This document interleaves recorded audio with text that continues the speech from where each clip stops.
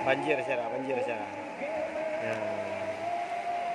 Berarti keruang keruang merdu Syarah beuh. Ya, keruang merdu ka banjir lom Syarah beuh. Ya. Bahasannya keruang merdu ka banjir lom berarti area Pantai Berne siap-siap. Area desa Pantai Berne juga area Daya Husin juga di Blangcut. Ya, siap-siap. Urmoh kayak daerah Blangcut kayak iya di dalam rumah saya. Wow, baby nai. Hai, Pak.